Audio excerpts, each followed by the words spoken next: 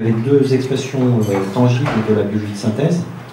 L'une, c'était les liposomes, un peu comme nos crèmes de beauté, et l'autre sont les OGM. Je pense qu'on ne peut pas être plus clair. Lorsque l'on fait de la biologie de synthèse qui se termine dans des organismes vivants, ce sont des OGM par définition. Lorsque ce n'est pas vivant, ce sont des liposomes, ou des petites particules.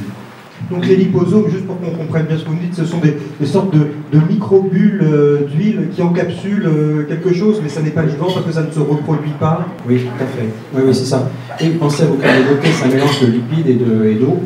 Alors après, dans le liquide va faire une petite bulle, effectivement, dans lequel il y aura de l'eau. Dans le lipide, vous pouvez mettre quelque chose, par exemple, qui reconnaît une cellule tumorale. Dans l'eau, vous pouvez mettre quelque chose qui tue une cellule. Et à ce moment-là, vous allez avoir un vecteur assez efficace. Il y a un projet américain comme ça.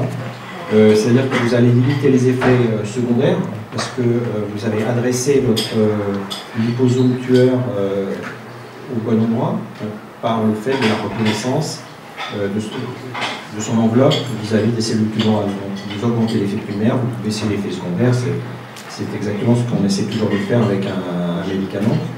Donc il y a des projets de ce type-là.